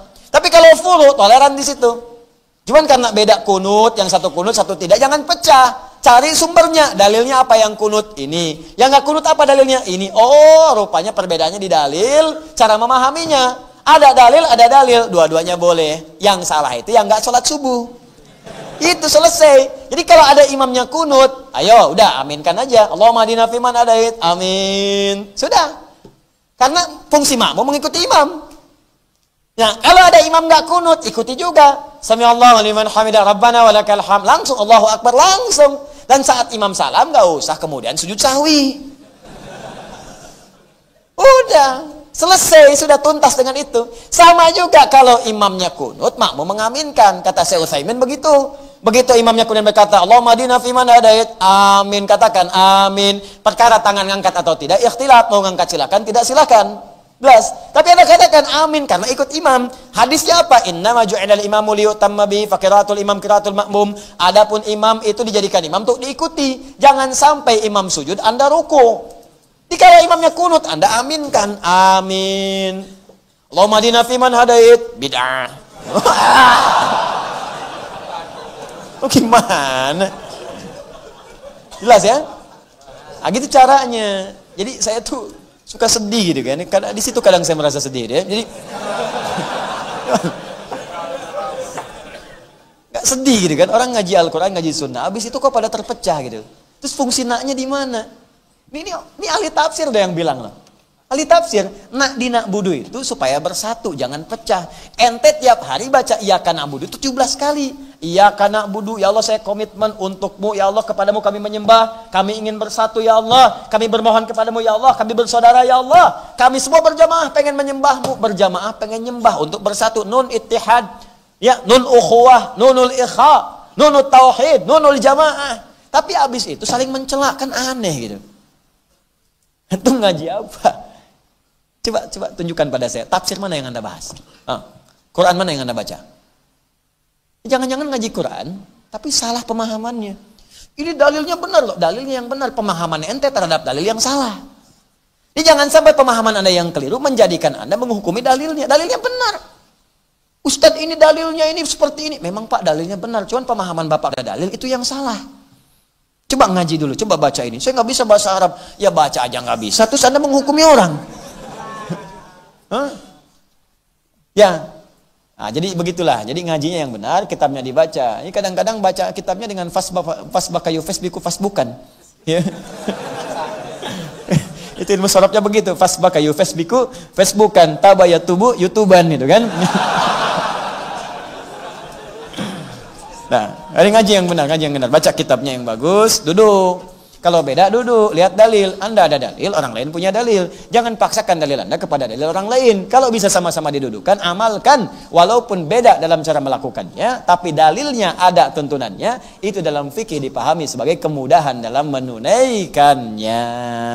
Paham? Kemudian terakhir, kalimat terakhir. Fahum kama qala Nabi sallallahu alaihi wasallam. Maka nun ini, apa yang tadi saya sampaikan sebagai nunul jamaah, nun ittihad, nun persatuan, nun jamaah dalam ibadah, nun persaudaraan yaitu ikha, ini terambil dari isyarat kalimat Nabi sallallahu alaihi wasallam. Ya, apa kata nabinya? Al-mu'minuna tatakafa'u dima'uhum wa yas'a bi dhimmatihim adnahum wa hum yadun 'ala man siwahum. Allahu akbar. Al-mu'minuna, orang-orang yang beriman, imannya itu benar. Kalau benar imannya, tatakafa'u dima'uhum, maka akan saling melindungi, menjaga darahnya. Ya, jaga. Ini nggak ada orang beriman itu saling melukai. Apalagi mohon maaf kemudian saling menumpahkan darah, itu patut dipertanyakan imannya ada di mana itu. Ya, awas hati-hati itu. Ada ancaman dalam Al-Quran, orang yang sengaja merencanakan pembunuhan pada orang beriman, itu ancamannya neraka jahanam. Neraka jahanam. Ya, ada di Quran surah keempat tuh, An-Nisa ayat 92-93. Jadi saat Anda masuk ke ayat itu, wa may yaqtul mu'mina muta'ammida, siapa yang sengaja merencanakan pembunuhan pada seorang beriman, fajazauhu jahannam, maka balasan yang setimpal untuknya adalah neraka jahanam. Jadi kalau ada orang merencanakan pembunuhan nih pada orang beriman, mau pakai apapun caranya, saya bom dia nih, besok dia keluar jam berapa, keluar dari mobil gimana, saya tusuk dia nih, ya, saya tembak dia nih, saya bom dia nih. Awas, dan itu yang direncanakan misalnya orang beriman. Orang beriman masih bersyahadat kepada Allah. Hati-hati. Ya, mau semaksiat bagaimana dan sebagaimanapun, misalnya ada turunan-turunan, tapi Anda sengaja merencanakan untuk bunuh orang tanpa runtutan yang benar, tanpa kaidah-kaidah yang diperkenankan, maka kata Allah langsung fajazauhu jahannam. Maka balasan yang setimpal neraka jahanam. Pertanyaan saya, di mana ada orang muslim beriman berencana masuk neraka jahanam? Apa ada orang muslim ini punya rencana masuk neraka jahanam? Apapun profesinya, maka saya ingatkan, ini karena sayang saya, siapapun Anda mau penjabat, Anda mau polisi, Anda mau tentara, Anda mau rakyat, hati-hati, jangan sepelekan nyawa. Jangan sepelekan, karena taruhannya neraka. Demi Allah saya katakan, Anda itu wafat Anda, akan meninggal. Sehebat-hebatnya Anda, ragu tembak, ketika mengeksekusi, dan kemudian dia wafat yang ditembak itu, yang menembak pun akan wafat juga. Penjahat yang membunuh akan dibunuh juga. Jadi jangan pernah menyepelekan nyawa, karena Anda pun akan wafat. Awas, perbedaan itu dari perilaku, yang membunuh dengan yang dibunuh. Ketika yang dibunuh itu wafat, dan besok lusa Anda wafat juga, Anda bisa ditertawakan oleh yang dibunuh itu, oleh yang terbunuh. Ente bunuh saya dulu ya, ente mati juga. Ente bunuh saya waktu sholat, ente dibunuh waktu maksiat. Ente bunuh saya ini waktu saya berzikir kepada Allah. Anda diwafatkan malaikat maut itu saat sedang bermaksiat di hadapan Allah Subhanahu wa taala. Makanya hati-hati. Apapun Anda profesinya, jangan sepelekan nyawa. Karena sekarang ini kayaknya nyawa itu murah sekali. Beda pendapat, tembak orang. Beda pendapat, benturkan orang. Beda pendapat, bunuh. Neraka jahanam. Siapa yang punya cita-cita begitu? Awas, fajazauhu jahannama. Awas. Khalidan fiha, kekal di dalamnya, akan keluar. Kekal di dalamnya. Wa ghadiballahu alaihi, Allah murka kepadanya. Wa la'anahu, dilaknat dia oleh Allah. Wa 'adda lahu 'adzaban 'azima, dan dijanjikan, janji Allah itu enggak mungkin diingkari. Ya, janji Allah enggak mungkin diingkari. Innallaha la yukhliful mi'ad. Ini kaidahnya. Jadi kaidah janji Allah itu Ali Imran ayat 9. Allah enggak mungkin mengingkari janji. Kalau manusia tidak. Kau yang memulai, kau yang mengingkari. Ya, kau yang memulai, kau yang mengakhiri. Kau yang berjanji, kau yang mengingkari. Jadi manusia itu bisa janji, bisa ingkar, Allah tidak. Begitu berjanji, pasti terjadi. Orang yang sengaja berusaha membunuh orang lain, terbunuh dia dan dia beriman, maka masuk neraka, kekal di dalamnya, lipat ganda. Lipat ganda itu begini, kalau ada orang dilempar misalnya pakai batu, batunya sebesar ini, tutup spidol. Nah, segini ya, tek. Ya sekecil-kecilnya batu jahanam, tembus juga, gitu kan? Tapi yang kalau dilipat gandakan, batunya sebesar masjid. Ya udah. Mau jadi apa tuh? Nanti lihat. Nah, maka hati-hati. Maka dari itu, saya sampaikan kalimatnya di sini ketika kita baca begini, iyyaka na'budu, coba baca dengan baik, baca dengan hati yang benar. Apakah nun itu sudah kita fungsikan belum dalam kehidupan? Jangan-jangan Pak Ibu, doa itu belum terjawab karena fungsi nun itu belum hadir dalam hidup kita. Anda berdoa tapi seling mencela orang. Di mana fungsi nunnya di situ? Makanya mungkin doa itu belum terjawab tuh karena itu. Anda berdoa di situ tapi nggak pernah pasrah kita kepada Allah. Mungkin itu yang belum terjawab. Anda berdoa minta tapi ibadah itu belum semangat untuk jamaah. Mungkin di situ persoalannya. Dipakai nunnya, pakai ilmunya. Ya, ini tatakafa'u dima'uhum wa yas'a bidhimmatihim adnahum, dan saling memperhatikan. Melihat. Makanya saat sang berjamaah itu lihat kanan kirinya, kenalan dari mana. Makanya dulu zaman Nabi itu ada orang ke masjid selesai urusannya. Yang lapar dapat makanan, selesai. Ya, yang haus dapat minuman, selesai. Lihat, kami coba semaksimal di sini nih. Ya, ada orang jauh-jauh gitu kan, nggak bisa pulang langsung, tinggal sini. Itu Allahu Akbar. Jangan dikira itu ibu-ibu yang panitia ini ibu-ibu biasa. Demi Allah saya katakan, itu ibu-ibu luar biasa itu.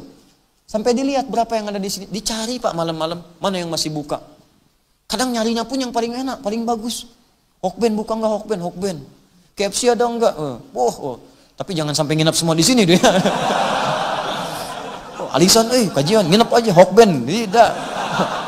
Saya langsung infokan. Berapa banyak Bu? 100 warteg aja. Tuh, cari. Itu sampai begitu Pak. Carikan solusi. Jadi inilah Islam, indahnya itu begitu. Ya saya tuh, Allah, gimana ya cara memahaminya? Tiap hari baca iya kana abudu tapi berselisih terus. Ya ribut terus.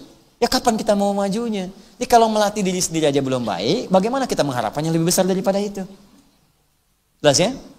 Nah, terakhir, wahum yadun alaman siwahum. Dan mereka itu membela kepada yang yadun itu gambaran di kekuatan, bela, tolong, bantu. Yang lemah kita bantu, kan? jaga dirinya, lindungi, saling berkasih sayang, itulah Islam. Dan 3 kalimat ini tatakafa'u, ya. Tatakafa'u dima'uhum wa yas'a bi dhimmatihim addahum wa hum yadun 'ala man siwahum. 3 makna ini digambarkan dengan 1 huruf saja oleh Al-Qur'an. Nah, iyyaka na'budu. Jadi kalau benar iyyaka na'budunya, maka muncullah kalimat setelahnya sebagai jawaban. Wa iyyaka nasta'in. Wa iyyaka nasta'in. Kapanpun Anda nasta'in, punya kebutuhan, punya persoalan, punya problem, kalau na'budunya benar, kata Allah, wa iyyaka nasta'in. Katakan, ya Allah, kepadamu saja kami memohonkan segala kebutuhan kami. Maka apa jawab Allah? Hadza baini wa baina 'abdi wa li 'abdi ma sa'ala. Ini perjanjian antara hambaku dengan aku. Jika benar apa yang ia lakukan dengan na'budunya, maka apapun yang ia butuhkan seketika aku akan berikan. Bahkan ada orang belum minta langsung diberi. Jadi kalau semakin tinggi na'budunya, semakin benar. Gini-gini cirinya. Ada orang ngejar fardu, Anda ngejar sunnah. Ya orang baru mikirin fardu, Anda udah mikirin sunnah. Isya jam berapa? Yang ini tahajud jam berapa ya? Orang nanya Ramadan, kapan Ramadan tahun ini? Dia udah nanya, ayamul bid tanggal berapa jatuhnya? Kapan sunnahnya? Kapan Seninnya? Kapan kemudian? Orang nanya, ente udah zakat belum? Dia udah mikirkan kapan saya infak nih. Udah punya agenda, besok saya infak kesini. Besok saya sedekah kesini. Semakin tinggi puncak ibadahnya, maka Allah turunkan sifat aunnya, pemberiannya, maunahnya kepada orang yang minta. Sebelum dia minta, langsung dipenuhi kebutuhannya. Sehingga seakan-akan dia tidak punya kesulitan. Padahal bukan gak punya, sebelum minta dikasih. Makanya kadang-kadang orang nggak sadar kalau Allah itu mencukupkan kebutuhan dia karena amalan dia. Nggak ada yang sia-sia. Ya mulai saat ini berubah. Tapi tadi kembali dasarnya keyakinan kita. Karena itu dibuka dengan kalimat dzalikal kitabu la raiba fi. Jangan ragu. Kalau ragu nggak akan dapat. Ya itulah tafsir dari kalimat iyyaka na'budu wa iyyaka nasta'in. Yang saya sampaikan di akhir tadi dikutip oleh penulis buku ini, wa quddimatil ibadatu 'ala al-isti'anati li kauni al-ula wasilatan ila tsaniyah wa taqdimul wasail sababun fi tahsilil matalib wa liyadulla 'ala annahum la yastaqilluna bi iqamatil ibadat bal inna 'aunallahi ta'ala huwal ladzi yuyassiru lahum adaaha. Kenapa diawalkan na'budu dibandingkan dengan nasta'in? Kenapa diawalkan? Karena kata penulis kitab ini, kata mufassir Syekh Tantawi, karena ibadah itu wasilah untuk mengabulkan apa yang kita mohonkan. Karena itu wasilah, maka wasilah harus didahulukan dibandingkan dengan hasil. Ya, Anda nggak mungkin datang ke sini kalau tidak ada wasilah kendaraan. Kendaraan itu wasilah, mustahil nyampe kalau nggak diantarkan oleh kendaraan ke sini. Kaki kita wasilah, kalaupun nggak ada kendaraan jalan, wasilahnya jalan. Maka wasilah untuk dijawab permohonan kita, mohon itu nasta'in. Ya Allah minta. Wasilahnya apa? Ibadah. Kalau nggak pakai ibadah, mustahil dikabulkan. Karena itu didahulukan ibadah, karena itu wasilah untuk mengabulkan apa yang kita mohonkan. Sekaligus untuk menegaskan kepada kita, mustahil kita bisa ibadah kalau tidak ditolong oleh Allah Subhanahu wa Ta'ala. Paham di sini? Nah, ini tafsir yang kita sampaikan dari kalimat iyyaka na'budu wa iyyaka nasta'in. Silahkan diamalkan dulu, nanti lihat perbedaannya apa yang terjadi pada hidup kita. Kalau sudah kita amalkan, maka ada satu rahasia besar. Ada satu kalimat. Jadi kalau doa nggak usah banyak-banyak. Nggak usah banyak-banyak. Nanti kalau Anda sudah beramal, mulai tahajud, mulai puasa sunnah, mulai kemudian kerjakan, tingkatkan semampu kita. Nanti kalau mau berdoa, cukup ucapan satu kalimat. Begitu kalimat ini diucapkan, semua yang kita butuhkan langsung diberikan oleh Allah Subhanahu wa Ta'ala. Sekalipun tak sempat tersebutkan dengan detil. Bukan yang diinginkan, yang dibutuhkan seketika akan diberikan oleh Allah Subhanahu wa Ta'ala. Nah, apa kalimat yang dimaksudkan saat kita akan bacakan itu? Itulah yang akan kita bahas di pertemuan berikutnya insyaallah. Ya. Saya izin sampaikan pengumuman dulu. Yang pertama, saya ucapkan selamat peserta karantina untuk yang telah lulus seleksi akan mulai masa induksi pengenalan Al-Qur'an selama kurang lebih 9 sampai 10 hari dan telah ada di sini ikhwan atau akhwat. Saya mau pesankan beberapa hal. 1, serius. Niatkan yang benar untuk menghafal. Kalau tidak serius, pulang aja. Gak usah ada di sini. Jadi ketika Anda sudah menginjak masjid ini, masuk ke tempat Anda untuk belajar, di situ sudah tertuliskan di setiap program kami bahwa Anda tidak akan pernah keluar dari program itu kecuali menjadi hafidh 30 juz. Dalam arti orang yang dekat dengan Al-Quran, bukan statusnya sebagai hafid. Yaitu orang yang masuk kosong, keluar terisi dengan Al-Quran. Ya, jadi saya minta serius. Yang kedua, bagi yang belum masuk dalam seleksi itu karena tempat terbatas, dana terbatas, insya Allah bulan depan dengan izin Allah nanti akan ada karantina akbar. Nanti kita akan umumkan tempatnya. Saya mau sempurnakan dulu bukunya. Jadi saya sedang buat buku, insya Allah nanti buku itu disertakan semampu saya, kalau bisa ada dengan CD nanti dimasukkan. Itu nanti ada bimbingan menghafal Quran di tempat masing-masing. Tidak harus ke sini. Misal bisa di rumah, ya. Ada yang di pesantren, nanti kita berikan bimbingannya seperti apa, sama persis dengan di sini. Nanti setorannya bisa ke sini. Ya, insya Allah mulai nanti awal tahun depan atau nanti bulan yang 11 atau 12 di sini saya standby-kan ya beberapa syekh, ada yang dari Mesir, dari beberapa yang lain, supaya standby kalau ada yang mau setoran boleh ke sini. Ya, nanti kita buka juga yang online. Ya, insya Allah ya, doakan saja semoga Allah bisa kabulkan itu ya. Kemudian yang ketiga, teman-teman sekalian, insya Allah nanti dalam waktu dekat, mungkin besok saya buat semacam video untuk sampaikan. Sering ada yang bertanya, Ustadz, kapan Ustadz mau bikin pesantren? Kapan mau diteruskan? Ini sedang proses. Marketnya sudah dibuat. Sudah ada semua. Tempatnya, insya Allah sudah ditetapkan salah satu tempat. Kami sekarang sedang berusaha untuk mendapatkan akuisisi dari wilayahnya. Nanti kita akan sebar deh. Kalau mau sama-sama kita beramal soleh untuk bisa mendapatkan bagian dari tempat itu. Karena itu tempat jadi wakaf nanti. Jadi semua yang kami usahakan, nanti saya cuma mengkadar. Jadi kalau saya wafat, itu diteruskan oleh kader kami. Nanti anak-anak yang beasiswa yang siap ke Sudan, nanti sebentar lagi, hari ini kabulnya keluar. Jadi mungkin insya Allah dalam beberapa pekan ke depan siap untuk berangkat. Nah ini kalianlah nanti akan gantikan saya ke depan. Ya, saya sudah bangun nanti gedung dakwah sudah ada. Ya, pusat Quran ada. Nanti sekarang kita akan bangun pusat keislaman, ada pesantrennya, ada gedung dakwahnya, ada menara TV-nya, macam-macamnya. Nanti kalian yang teruskan. Jadi kalau saya wafat, kalian teruskan. Jadi teman-teman yang sekarang ini, ayo cepat. Kita berlomba dalam kebaikan. Nanti mungkin anak bapak ibu yang mungkin akan meneruskan perjuangan itu. Kita kan cuma gantian aja. Saya hari ini, besok Anda, ya. Atau mungkin Anda meninggal duluan, saya belakangan, kan? Ya, atau ditukar, saya belakangan, Anda duluan, kan? Ya, atau memang ya seperti itu, saya duluan, ya. Duluan mengambil jenazah Anda. Misal, gitu ya. Misal. Nah, jadi insya Allah besok saya tuh gitu, kalau bisa sendiri, saya selesaikan sendiri. Tapi kalau ada pahala yang kira-kira banyak, investasi untuk banyak orang, saya ajak bareng-bareng. Dulu gedung ini, ada yang pengen menyelesaikan seorang, saya langsung tolak, nggak mau saya. Karena ini itu untuk umat, saya pengen semua umat Islam punya saham, walaupun cuma 1.000, cuma 2.000, nggak apa-apa, yang penting pahalanya ada. Dan berapa banyak orang hafal Quran dari wasilah ini? Banyak hafal Quran. Dan kami nggak akan pernah ungkap siapa yang pernah donatur, nggak ada. Masuk aja, udah kita bikin, jadi itu selesai. Nah, ini statusnya wakaf, bukan punya saya. Saya nggak punya apa-apa. Alat-alat juga sama semua nih, ya. Yang rekam ini kita beli baru nih, alat-alat beli baru. Karena dulu ada karyawan, dia mundur, dia ambil semua alatnya. Ya, alat diambil, dia pikir wakaf. Kalau wakaf semua orang bisa pakai. Nah, ini cara berpikir yang keliru. Ya, ntar gedung DPR semua masuk ke situ karena punya rakyat tuh ya. Ya, ntar alat masjid dibawa juga karena wakaf. Jangan begitu cara berpikirnya, itu keliru. Ya, tapi kalau saya nggak apa-apa, kalau mau datang minta saya kasih, selesai. Daripada ngambil tanpa izin. Ya, nanti resikonya tinggi. Kalau saya nggak ada urusan, ya sudah aja. Ketitipan juga kok dari Allah. Nah, ini alat diambil, akun diambil. Makanya kita maintenance-nya agak lama karena akun diambil semua. Akun diambil, akun diganti. Makanya kita beli baru lagi sekarang. Alhamdulillah ya, pelan-pelan kita beli baru. Pelan-pelan kita maintenance dengan baru. Akun kita bikin baru lagi yang baru, yang baik-baik. Nanti kita sebarkan lagi. Itu pun kita niatkan wakaf. Jadi nanti barang-barang bisa beramal gitu. Tapi jangan juga saling berselisih, saling mencela. Kalau saya sederhana, butuh bilang. Kalau bisa kasih, pinjami. Kalau punya orang saya katakan, kalau Anda ingin kuasai, saya berikan. Nanti saya kasih tahu, Bu, Pak, alat-alat yang Bapak Ibu wakafkan sekarang diambil sama si fulan, dia yang pakai. Mungkin bermanfaat untuk dia. Ya, kalau kita sekarang kita cari lagi yang baru. Paham ya? Nah, ini pun saya ingatkan nih yang sekarang-sekarang, ya, yang dengan saya, jangan pernah Anda merubah niat. Kalau Anda sekali-kali bilang ingin populerkan Ustadz Adi, ingin apa-apa, pasti Anda akan terpisah dengan saya.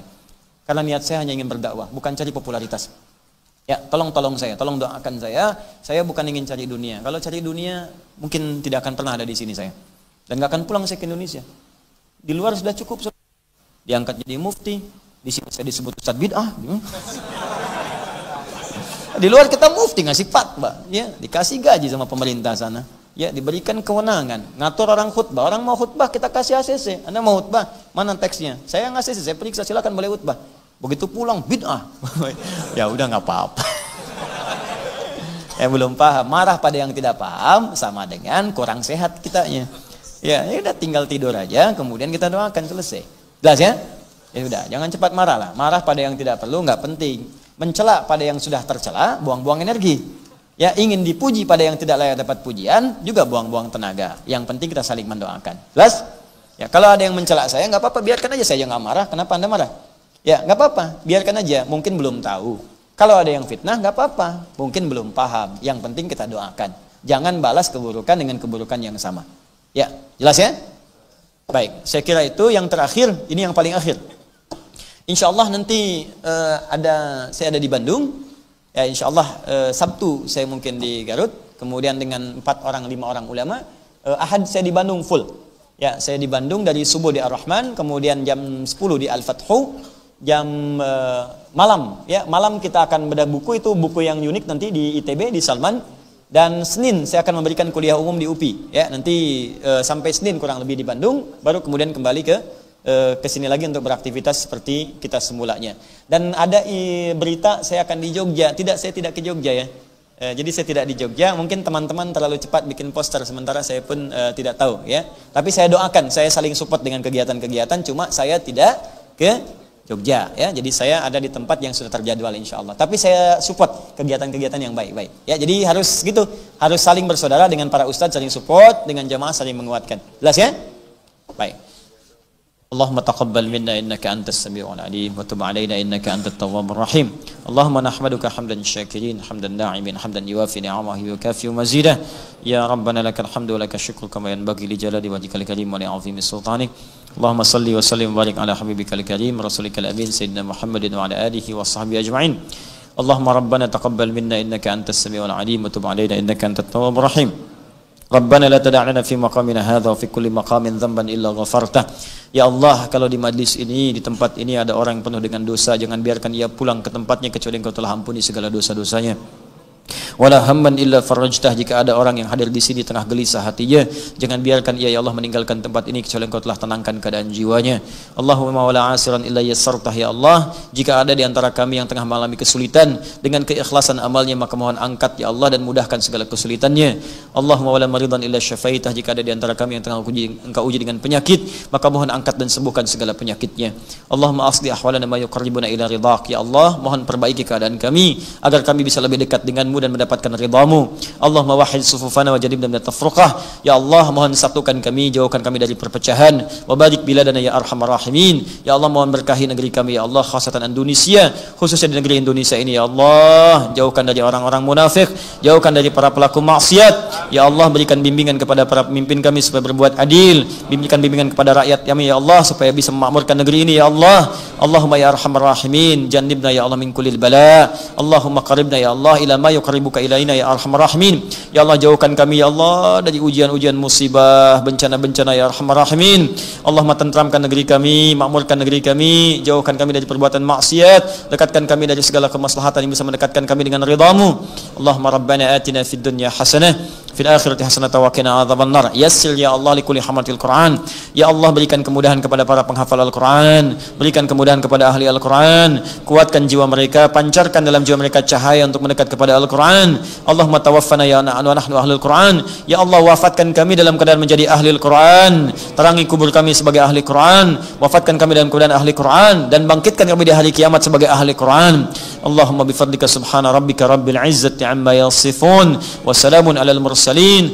Subhanakallahumma wa bihamdika asyhadu an la ilaha illa anta astaghfiruka wa atubu ilaik. Wa akhiru da'wana alhamdulillahi rabbil alamin. Thumma assalamu alaikum warahmatullahi wabarakatuh.